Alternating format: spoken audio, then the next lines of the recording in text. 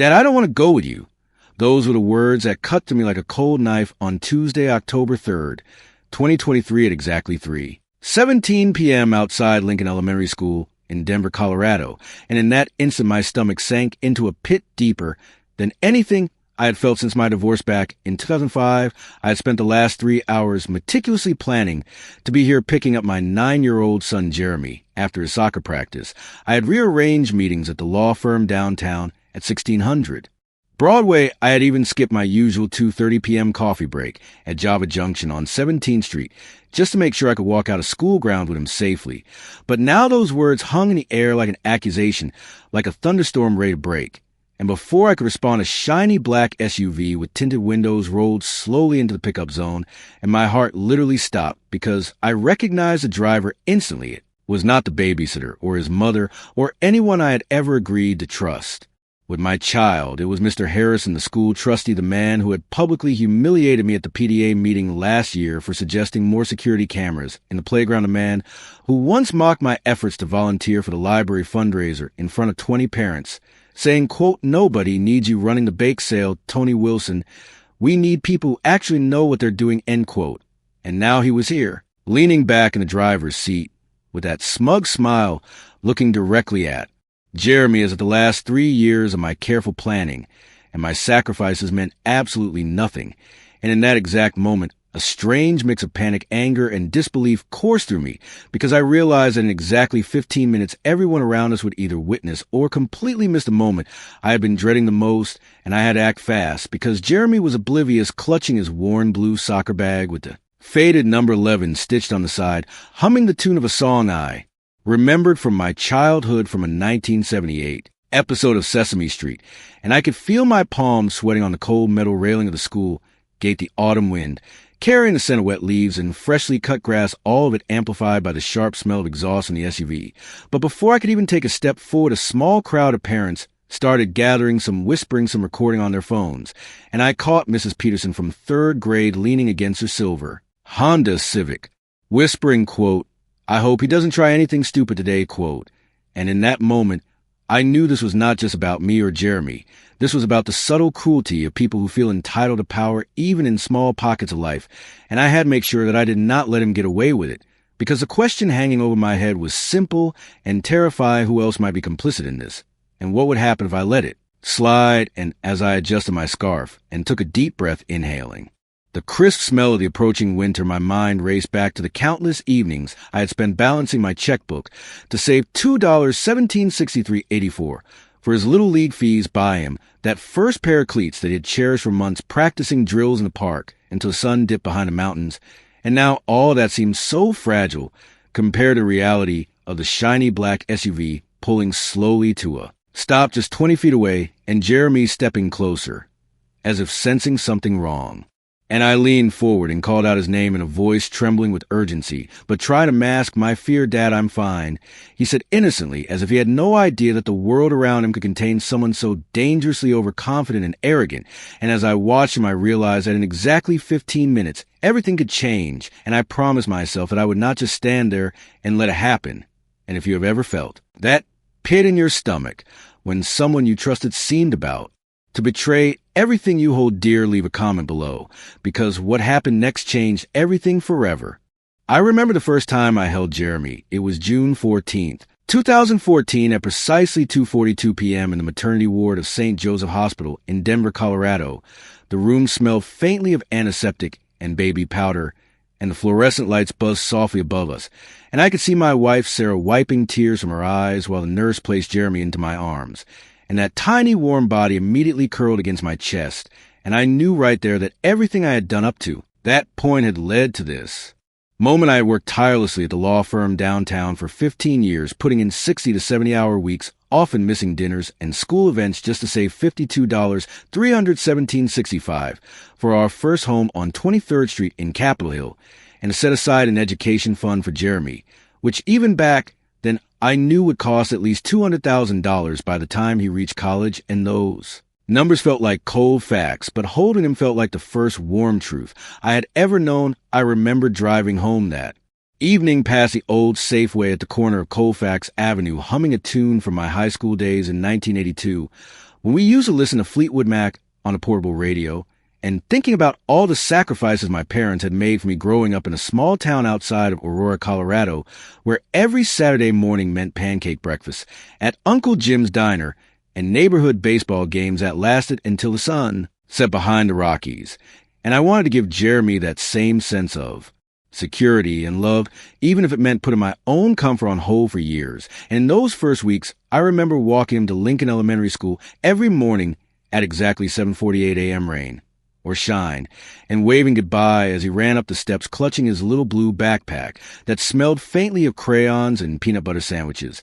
And I would linger in the parking lot for a few minutes just to make sure he was safe. And one day when he tripped over a crack in the sidewalk, I bent down and helped him up. And he said, "Dad, you always catch me." And I remember feeling a mix of pride and fear, because I realized that being a father was both a joy and a constant responsibility. And around that same time, I first met Mr. Harrison, the school trustee. He was wearing a navy blazer with gold buttons and a tie that looked like it belonged in the 1980s. He smiled politely, but there was something in his eyes that made me uneasy, and I brushed it off, thinking maybe I was just being protective and overbearing. But over the months, I noticed little things as comments at PTA meetings about, quote, people who don't understand real responsibility, end quote, or when he dismissed my ideas about adding more books to the school library. And I would nod and smile and think, okay, maybe he's just old-fashioned. And I even volunteered to help with the school carnival in September 2016, spending $1 $240, $367 on supplies and decorations, and showing up early to set up booths and manage the ticket lines, only to have him loudly announce in front of everyone that my decorations were, quote, amateurish and unnecessary, end quote. And that stung more than I cared to admit, and yet I kept going for Jeremy, because his laughter and excitement made it all worthwhile. And those were the moments that built the foundation of trust and love that I thought would protect him from people like Harrison. And now, standing outside the school that October afternoon watching him hum a tune from Sesame Street, I felt every single one of those sacrifices rushing back, and I knew that if I didn't act wisely now, all of that history could be undone and Jeremy could be put in danger. And as the SUV slowly edged closer, I whispered to myself, "Jeremy, hang on, I've got you." And for everyone watching, if you have ever spent hours sacrificing for someone you love and felt the weight of being underestimated, wait until you see what happens next. As the autumn wind swept across 17th Street in Denver, Colorado, that October afternoon, I couldn't help but reflect on all the quiet sacrifices that built the life Jeremy and I shared. I remember the exact amount I had spent on his first bicycle, $342.99 at Mountain Bike Outfitters on South Broadway, which I had carefully chosen because it had training wheels that could be removed and a shiny red frame that reminded me of the Schwinn I had ridden as a boy in Aurora in 1979. And I had spent 3 Saturdays teaching him to balance and pedal up and down the quiet streets of our neighborhood, and watching his grin light up like the neon signs of the old drive-in theater where I had my first date with Sarah in 1998. And those memories flooded back, because in that moment outside Lincoln Elementary, I realized how fragile the trust we build can be when someone else thinks they have authority over our lives. I remembered the months leading up to that October, when I had spent a total of $1. $127.50 on tutoring programs for Jeremy, because he had been struggling in math, and I wanted to give him an edge so he wouldn't feel embarrassed in class. And I remember the nights I stayed up until 2:13 a.m. recalculating budgets and making spreadsheets with the exact numbers of tuition fees, extracurricular costs, and weekly groceries, all in the hope that my dedication would ensure his happiness and safety. And all of that seemed irrelevant now as I watched Mr. Harrison lean back in his black leather seat with that same condescending smirk. And I remember the first time I had noticed Harrison's subtle disrespect at the annual holiday party on December 15th, 2017 at the Lincoln Elementary cafeteria. I had donated $500 in gift cards for the school raffle and spent 3 hours personally wrapping presents for children, only to have him loudly whisper, quote, "We don't need more decorations or money from people who think they matter," end quote. And no one challenged him because he was a trustee, and I was just a parent. And I rationalized it at the time, telling myself, maybe it's not worth it to make a scene, maybe Jeremy will still enjoy the party. And yet the sting remained, and over the years I noticed other small slights, the way he dismissed my questions about field trip safety on March 22nd, 2019, how he laughed quietly when I suggested adding security cameras in the playground on September 3rd, 2020, how he would make casual remarks in front of other parents implying that my attention to detail was obsessive or unnecessary. And each time I justified it to myself because I wanted to maintain civility, because I wanted Jeremy to have a normal experience at school. And I told myself maybe Harrison just doesn't understand me. Maybe he's from a different generation. Maybe he's just rigid and stuck in his ways. And I reminded myself of the Saturday morning spent coaching Jeremy's soccer team at Jefferson Park from 9:00 a.m. to 11:30 a.m., teaching him strategy, passing drills, and cheering on his teammates. And I remember the smell of fresh cut grass mixed with the faint aroma of hot dogs from the concession stand, and the laughter echoing across the field. And all those moments were supposed to guarantee a shield around him, a bubble of safety.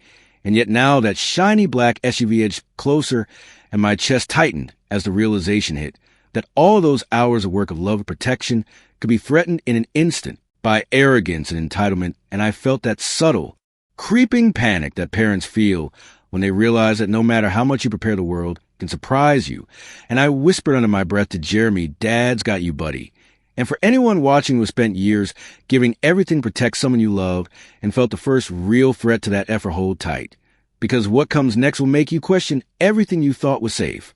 The SUV inched closer, and my stomach churned like it had never before on October 3rd, 2023 at precisely 3:21 p.m. outside Lincoln Elementary School, Denver, Colorado. I could see Jeremy's small hands gripping the straps of his faded blue backpack, the edges frayed from months of wear, and I realized that for the first time I was no longer just observing, I was part of a live spectacle, and I hated that the black leather seats gleamed in the late afternoon sun, and I could hear the faint crunch of gravel under the tires as they shifted positions, and Mr. Harrison's smug smile widened, and he waved his hand at Jeremy as if summoning a prize for someone else's child. I stepped forward, my shoes crunching against the sidewalk, and called out Jeremy's name, and he froze, briefly looking at me with innocent confusion. "Dad," he whispered. "I'm fine. I can go with him." I swallowed hard because I knew that the humiliation was not just mine. It was about the message this man wanted to send to everyone watching, and people were already noticing. Mrs. Peterson, the neighbor from 3rd grade, whispered into her iPhone, whispering, "She's recording everything. She hopes nothing happens." And I could see Mr. Miller from 2 streets over, leaning on his red minivan, silently filming with his phone. And I realized that the entire small community of Lincoln Elementary was witnessing this minor act of arrogance. And I felt the heat of my embarrassment flush my face, and yet I knew I had to remain composed, because if I lost control, would only confirm Harrison's sense of superiority. And then it happened. A small group of children from Jeremy's class ran by, laughing, oblivious to tension, and one of them tripped over the curb, sending a plastic soccer ball rolling past Harrison's SUV. And the man scowled, glaring down at the children with a barely concealed irritation, as if their innocent fun were a personal affront. And I clenched my fist because I recognized the arrogance of someone who thinks power is inherited, not earned. I tried to reason quietly. I said, "Mr. Harrison, Jeremy is not supposed to go with anyone but me today." And I kept my voice calm, measured, trying to mask the panic racing through me. He leaned back, adjusting his aviator sunglasses, and replied with a casual chuckle, quote, "Oh, come on, Tony. Let the kid have a little fun," end quote. And I saw the first real glimmer of the disdain that had always been under the surface, the subtle way he had dismissed me at the PTA meetings, the way he had mocked my volunteer work, the quiet jokes at my expense in front of other parents.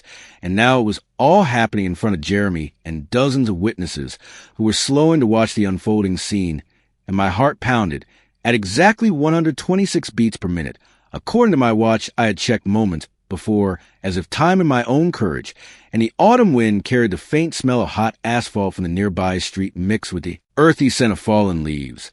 And I felt a pang of injustice that made my jaw clench and my knuckles white. And I remembered all the hours I had spent saving $1,243.67 for extra soccer equipment for Jeremy, coaching him every Saturday from 9:00 a.m. to 11:30 a.m., enduring cold winds and occasional drizzle. And now all of that dedication was being mocked silently in front of our community. I took a slow, deep breath, inhaling the crisp October air, and whispered under my voice, "Dad's got you."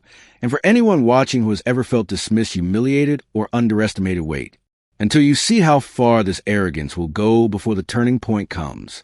By 3:26 p.m. on that crisp October afternoon, the tension outside Lincoln Elementary School had become almost unbearable. The shiny black SUV had pulled fully into the pickup zone, and Mr. Harrison now leaned over the wheel with that same arrogant grin, his eyes glinting behind the aviator sunglasses. And I could hear the faint click of his seatbelt, as if he were preparing for a victory parade, and Jeremy stood, frozen beside me, clutching the frayed straps of his blue backpack, and I could feel the weight of the entire community's gaze pressing down on my shoulders. The parents lining the sidewalks, murmuring among themselves, whispering and recording every move, and a group of older students leaning against a chain-link fence, whispering, quote, "Look at him, trying to be a hero," end quote.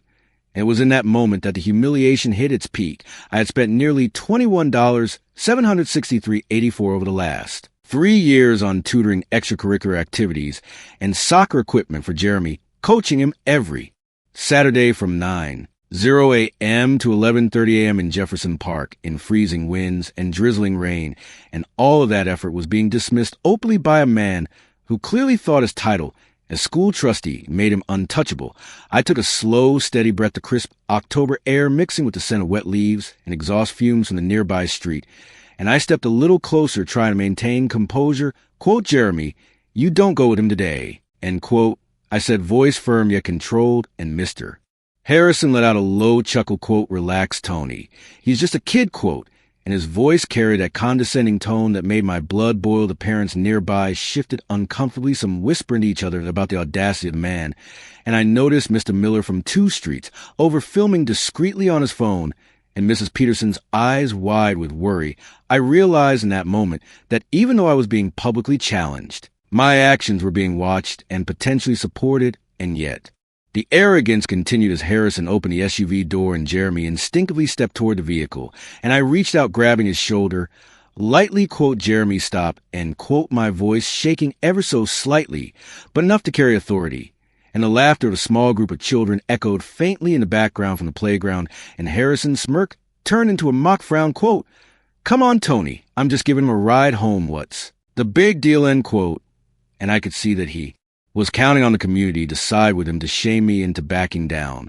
But I remembered all the nights I had stayed up until 2:13 a.m. meticulously budgeting our savings, the $1, $127.50 for tutoring programs, the countless hours coaching soccer, the 3 Saturdays I spent wrapping $500 in gift cards for the school holiday raffle, only to be publicly ridiculed and dismissed at the December 15th. 2017 party, and I felt the first real surge of indignation rise like a wave threatening to knock me off, balance my chest tight with frustration and adrenaline, and the faint scent of my cologne mixed with autumn leaves seemed to remind me of every moment I had invested in Jeremy and the stark injustice of the situation. And then it escalated further when Harrison reached toward Jeremy, as if to pull him into the SUV, and one of the younger kids screamed, quote, "Hey, that's not fair," end quote. And several parents gasped audibly, and someone from the crowd whispered, quote, "Film this now," end quote. And at that exact moment, a flash of clarity hit me, a moment that would change everything, because I realized that no matter how much he thought he could humiliate me publicly, there was a limit to what I would allow. And I felt a subtle shift in the air, the community's attention pivoting slightly toward me. And as I inhaled deeply and tightened my grip on Jeremy's shoulder, I knew the turning point was near. And for anyone watching who has ever felt publicly dismissed or humiliated, brace yourself, because what comes next is the moment everything changes, and the plan I had kept hidden finally begins to unfold. At exactly 3:31 p.m. on October 3rd, 2023, I felt a shift in the air outside Lincoln Elementary School, Denver, Colorado. The crisp autumn wind no longer just carried the scent of wet leaves and exhaust fumes. It seemed to vibrate with the realization that everything I had endured, the long nights budgeting $2, $1763.84 for soccer tournaments, the 3 Saturday mornings coaching Jeremy from 9:00 a.m. to 11:30 a.m. in Jefferson Park, the countless hours spent wrapping $500 in holiday raffle gift cards had led me to this exact moment. And I straightened my back, inhaling deeply the faint aroma of my cologne mixing with the earthy scent of fallen leaves. And for the first time, I felt a strange, calm clarity wash over me, as if a fog I hadn't noticed for years had finally lifted. I looked at Jeremy, his small hands clutching the straps of his faded blue backpack, his eyes wide and trusting. And I realized that protecting him was not just about force. It was about strategy, about using every resource and every ounce of knowledge I had accumulated over decades to ensure his safety, and I noticed the first subtle signs of power.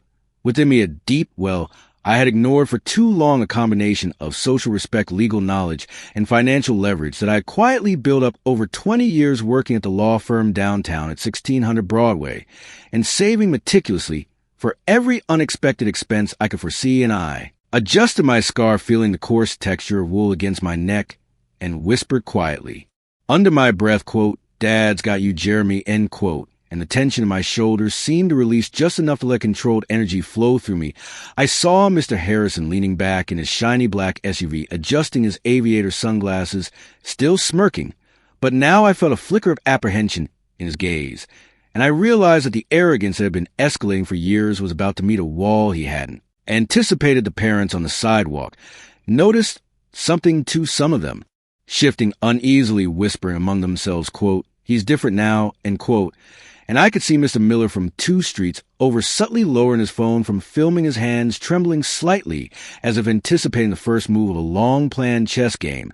And I took another measured breath, timing it with my watch, which read exactly 3:32 p.m., and felt the rhythm of clarity pulse through me.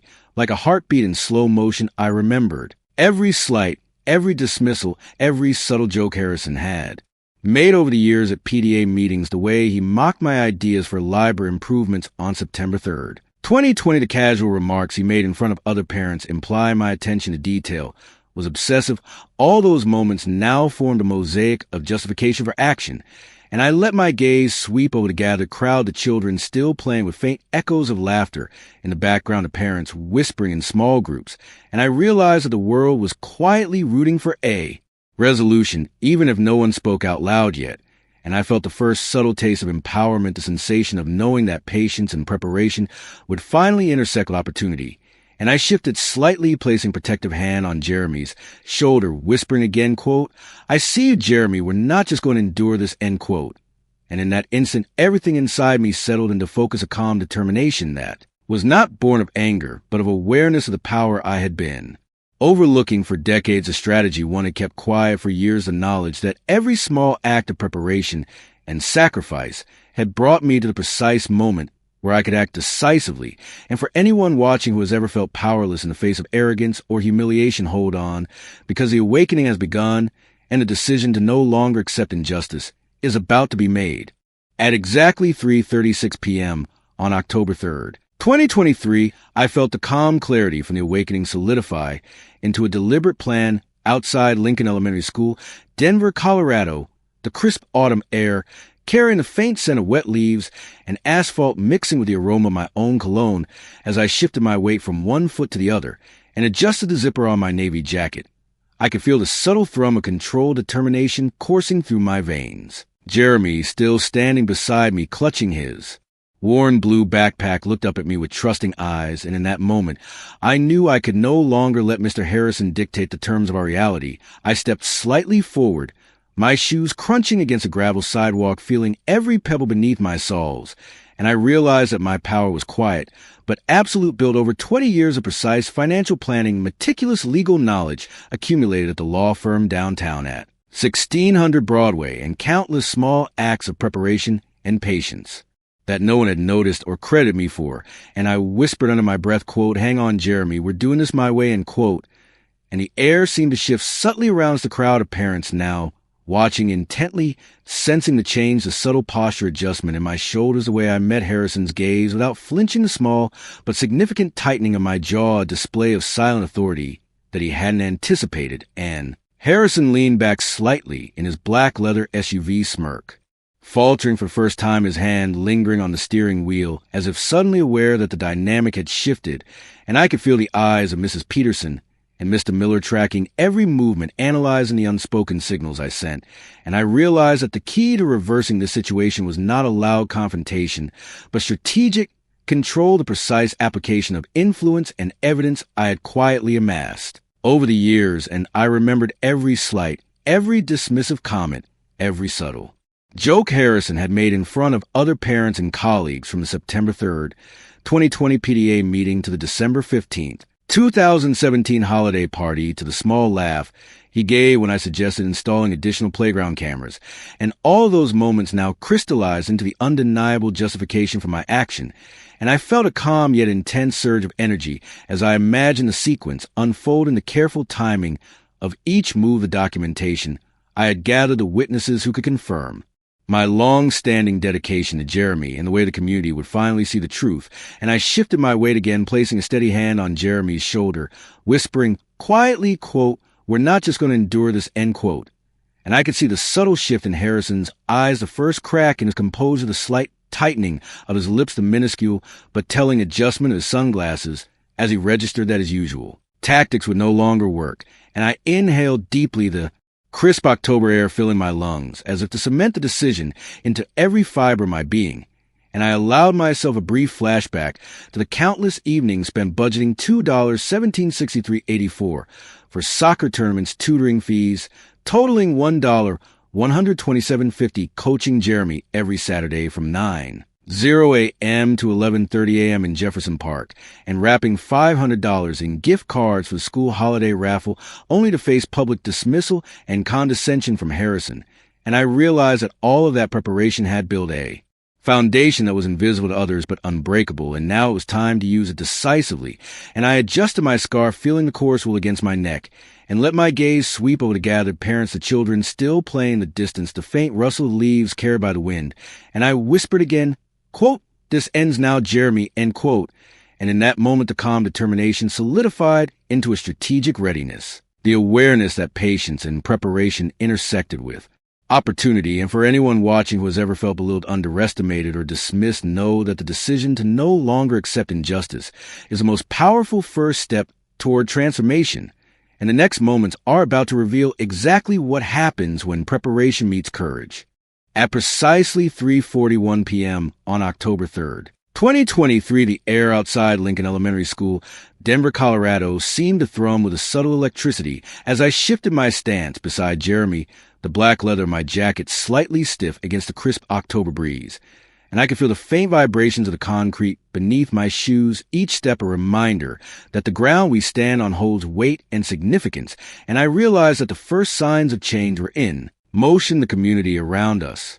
Subconsciously leaning into the shift, the whispers of parents growing more focused, the children's playful noises fading slightly as attention turned toward the unfolding scene, and Mr. Harrison's smug grin began to falter almost imperceptibly as he adjusted his aviator sunglasses.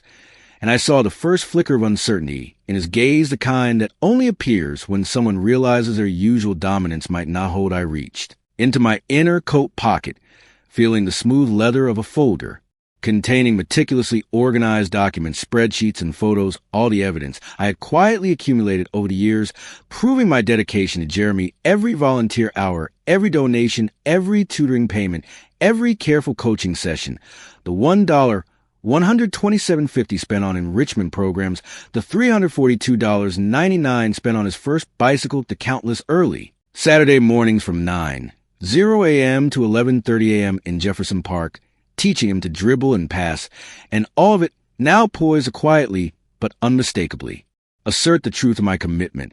And suddenly a small gasp rippled to the crowd as I slowly removed the folder from my coat and held it visible at chest height, the papers slightly rustling in the gentle autumn wind, and I could see Mr. Miller lower his phone to get a clearer view, and Mrs. Peterson's eyes widening with recognition. And I whispered quietly to Jeremy, quote, "Hang tight, buddy, we're about to set things straight," end quote, and I felt a surge of controlled power coursing through me. The awareness that the patience of decades had finally intersected with opportunity, and the subtle shift in atmosphere was palpable. Harrison's hand hovered over the steering wheel of his shiny black SUV, and I noticed a faint tremor in his knuckles as he realized that his usual tactics of intimidation were no longer sufficient, and I allowed my gaze to sweep deliberately over the gathered witnesses, the parents shifting, uneasily whispering among themselves, quote, "He's serious now," end quote, and the children pausing mid-play as if sensing the tension that had subtly escalated beyond their comprehension. And I felt a fleeting flashback to humiliations endured, the PDA meetings on September 3rd, 2020, the holiday party on December 15th, 2017, the casual dismissals of my suggestions and efforts each moment now crystallized into justification for control revelation I was about to make, and I whispered under my breath, quote, "This is where we turn the tables, end quote, and the first reel. Ripple of astonishment appeared in Harrison's eyes as he recognized that the quiet parent who had always seemed compliant and unassuming was now a force to be reckoned with, and I shifted slightly the chorus wool of my scarf brushing against my neck as I lifted one corner of the folder, revealing the first page of precise spreadsheet detailing every cent I had spent and every hour I had dedicated to Jeremy's safety and enrichment, and the parents' murmurs grew louder, quote, he's documented everything, end quote. And I realized that the first step of the reversal was psychological, the knowledge that meticulous preparation and unseen dedication can quietly disarm arrogance and entitlement, and Harrison's smirk had become a tight line of body language, subtly defensive, and I felt the first taste of vindication as the community began to perceive the truth, and I whispered quietly to Jeremy, quote, we're just getting started, end quote. And for anyone watching who has ever built silently for years only feel dismissed or humiliated, hold tight, because the first signs of justice are appearing, and the full revelation is about to hit with irreversible force. At exactly 3:46 p.m. on October 3rd, 2023, outside Lincoln Elementary School, Denver, Colorado, the moment of complete revelation finally unfolded. The black leather folder in my hands, now fully open, displaying meticulously organized documents, spreadsheets, and photos, every cent I had spent, every hour I had volunteered every early Saturday morning from 9:00 a.m. to 11:30 a.m. coaching Jeremy, every $127.50 spent on tutoring programs, every $342.99 spent on his first bicycle, and I could see the subtle astonishment ripple across the crowd of parents, the whispering growing louder, quote, he's documented everything, end quote, and Harrison's once smug expression now completely transformed into disbelief, and a flicker of panic, his hands hovering tensely over the steering wheel as if expecting an invisible referee to intervene. And I realized that the power I quietly accumulated over 20 years was now undeniable. In plain sight, the evidence of decades of dedication, the concrete proof that my commitment to Jeremy was absolute and strategically prepared, and I slowly stepped forward, placing the folder on the hood of a nearby silver Honda Civic, where Mr. Miller and several parents could see the detailed records of my financial contributions, my volunteer hours, and coaching logs, and the subtle scratch marks on the folder's leather edges from constant use added authenticity to the presentation. And Jeremy looked up at me, wide-eyed, trusting, and unaware that he was witnessing the culmination of years of careful preparation. And the crowd's murmurs grew louder, quote, he's been planning this, end quote, quote. Finally the truth comes out, end quote, and Harrison's smirk had entirely disappeared, replaced by a tight-lipped grimace, his posture rigid, in defense of the first real acknowledgement that his arrogance had met its match. And I whispered quietly under my breath, quote, it's over, Harrison, end quote, and the crisp October wind seemed to carry the gravity of the moment, rustling leaves and lifting small scraps of paper across the pavement as if nature itself were bearing witness. And I could see parents recording now with intent every motion, every gesture, and the children pausing their play as if sensing a monumental shift in the energy around them. And I methodically presented each page of the folder, each document, a step-by-step chronicle of my dedication. Jeremy's soccer league registration forms meticulously noted receipts, tutoring schedules, every hour accounted for, every dollar spent. The parents began nodding among themselves, their whispers of admiration, quote, he's thorough, end quote, quote, that's commitment, end quote. And Harrison opened his mouth to speak, but no words came out the weight of community scrutiny, and the undeniable evidence had rendered him speechless for the first time in years. And I realized that the subtle power I had cultivated was now fully manifesting a total inversion of the dynamics, a complete reversal from the helpless humiliation I had endured to a position of undeniable authority and respect. The witnesses now turned allies, their eyes wide with recognition of the injustice that had been unfolding silently for years. And I felt a surge of vindication tempered by calm resolve, knowing that the goal was never vengeance, but protection and acknowledgement for Jeremy and the community as a whole.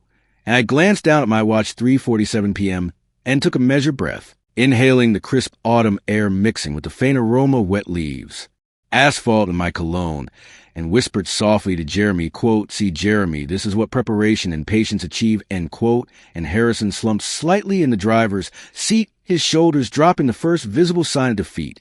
And for anyone watching who has ever been dismissed, underestimated, or humiliated, know that the quiet accumulation of effort and preparation can erupt into undeniable transformation, and the Next moments will reveal the immediate consequences as justice begins to unfold in real time. By 3:52 p.m.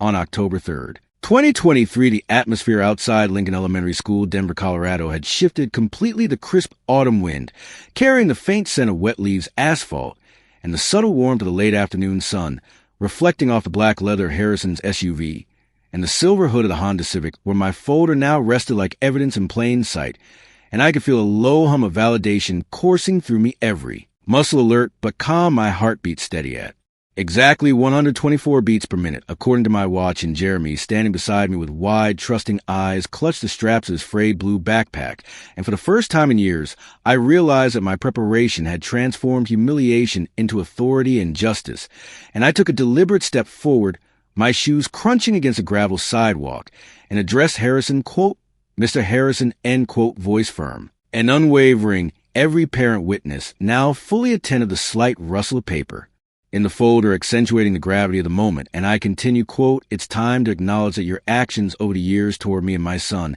have been inappropriate, dismissive, and harmful, end quote. And the faint murmur of agreement rose from the crowd, quote, finally, end quote, quote, he's speaking the truth, end quote.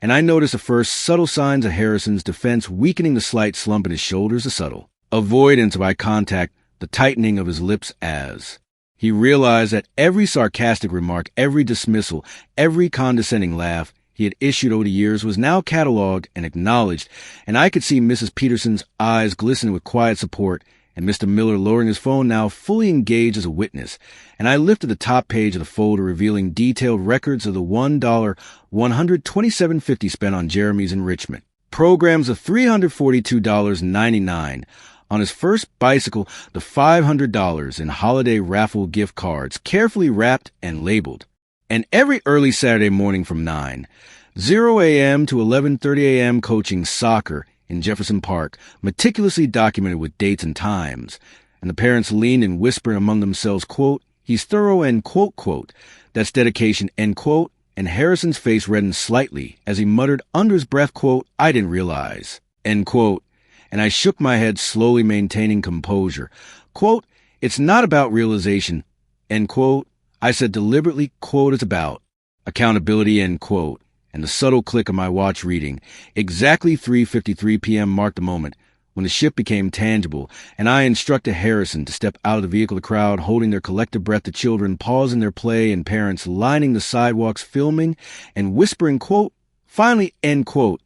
And I could see him hesitating, but the undeniable presence of evidence and witness. Attention compelled him to comply, and he stepped out slowly, his shoes scuffing the pavement, the leather of his blazer creaking faintly in the breeze, and I guided him to the center of the courtyard, placing the folder gently on the hood of the Honda Civic as a visual reminder of years of meticulous dedication. And I addressed the witnesses, quote, what you see here is the culmination of years of effort, love, and sacrifice for one child. And no one's arrogance should ever attempt to negate that, end quote, and I could feel a subtle but growing wave of support radiating from the crowd, some nodding silently, others whispering words of encouragement. And I could see the first genuine flush of embarrassment on Harrison's face, the beginnings of humbling accountability. And for anyone watching who has ever endured years of subtle injustice or dismissal, know that when preparation meets opportunity, justice can unfold in real time, and the next moments will reveal the full impact as the balance shifts completely.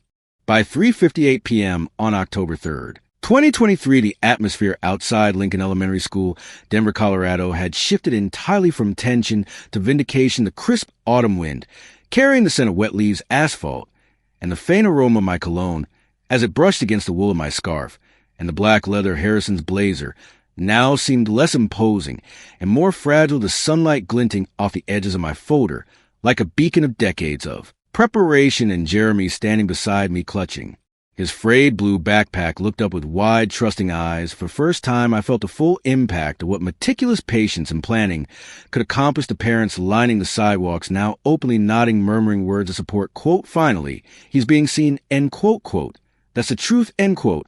And I noticed children pausing mid-play, whispering, quote, wow, he's serious, end quote, and several older students filming from the chain link fence, adjusting their angles to capture every moment. In Harrison's once smug demeanor now completely shattered, his shoulders slumping, the tight line of his lips giving way to a faint quiver as he muttered under his breath, quote, I didn't know, end quote.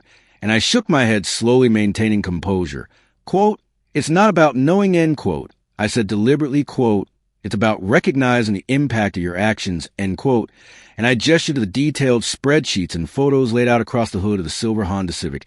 Every $1 $127.50 tutoring payment, every $342.99 bicycle expense, every $500 gift card for the holiday raffle every early Saturday morning from 9:00 a.m. to 11:30 a.m. coaching soccer in Jefferson Park.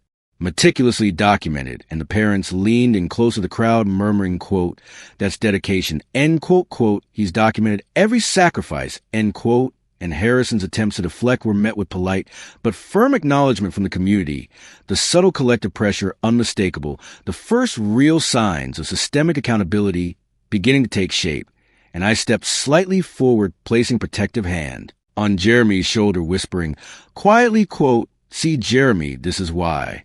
Preparation matters, end quote, and the slight quiver in Harrison's eyes became more pronounced, the realization that public arrogance has limits of smirk entirely gone, replaced by a blank stare, and the witnesses now fully engaged, some nodding approvingly, others filming with intent, the entire neighborhood now aware of the dedication, love, and sacrifice that had quietly built over years, and the subtle click of my watch reading exactly 3:59 p.m. punctuated the moment when patience, preparation, and justice intersected, and I addressed Harrison, quote, you will understand that actions have consequences, and that no child's safety or happiness is negotiable, end quote, and the wind carried my words to the gathered crowd, and the faint rustle of leaves punctuated the weight of the statement, and the community support became tangible, parents whispering words of affirmation, quote, he's right, end quote, quote, finally the truth is visible, end quote, and I could see the subtle collapse of his usual defensive posture, shoulders dropping, hands loosening, the once tight grip on his authority completely undone, and I whispered quietly to Jeremy, quote, this is why we never accept injustice, end quote, and the full reversal of the dynamic was now complete. Harrison's arrogance publicly dismantled his authority, replaced by the undeniable recognition of my dedication and commitment. And for anyone watching who has ever endured dismissal, humiliation, or underestimation, know that when preparation, patience, and visibility intersect, the impact is undeniable and lasting, and the next chapter will reveal the reflection, transformation, and inspiration that emerges from standing up and reclaiming dignity in the face of injustice. By 3 p.m. on October 3rd, 2023, the autumn sun over Lincoln Elementary School, Denver, Colorado, cast long golden shadows across the sidewalk, the crisp air carrying the faint scent of wet leaves, asphalt, and the warm hint of sunlight reflecting off the black leather of my jacket and the silver hood of the Honda Civic, where my folder still rested like a monument to years of meticulous preparation and dedication. And I glanced down at Jeremy, clutching his frayed blue backpack, his eyes wide and sparkling with trust and pride, and I realized in that moment that the true victory was not the dismantling of Harrison's arrogance or the public recognition from the gathered parents and neighbors. It was the preservation of my child's safety, dignity, and the affirmation that years of love, sacrifice, and careful planning had created an unshakable foundation for our lives. And I felt a wave of calm pride wash over me, the kind that settles in your chest and lingers in your bones, the subtle warmth in my heart from knowing that preparation, patience, and unwavering commitment could transform humiliation into empowerment. And I allowed myself a brief flashback to the countless Saturdays from 9:00 a.m. to 11:30 a.m. coaching Jeremy in Jefferson Park, the $1 $127.50 in tutoring payments, the $342.99 bicycle purchase, the $500 gift cards carefully wrapped and donated to the school holiday raffle, every detail of my investment now tangible and visible in the eyes of the community. And I looked at Harrison, still standing awkwardly beside the SUV, his shoulders slumped, hands loosely by his sides, face flushed with a combination of embarrassment and dawning respect, and I realized that justice had been served not through vengeance, but through the quiet power of preparation and undeniable evidence. And I addressed the crowd of parents, neighbors, and witnesses, quote, what you've seen here is a result of decades of dedication, patience, and love for a child, and it's a reminder that injustice can be challenged and transformed, end quote, and a few nods, murmurs, And whispered affirmations rose from the group, quote, finally the truth is seen in, quote, quote, he's done it right, end quote. And Jeremy looked up at me and whispered softly, quote, Dad, you were amazing, end quote. And I ruffled his hair, gently feeling the coarse texture under my fingers, and smiled, quote, we did it together, buddy, end quote. And the autumn wind rustled through the trees, carrying a faint sound of distant laughter from children, and the subtle clicking of phones still recording the scene. And I took a deep breath of cool air filling my lungs and realized that my transformation was permanent. The quiet, unseen work of decades had finally revealed its full power. The patience, planning, and resilience had changed not only my position in that moment, but the trajectory of our lives.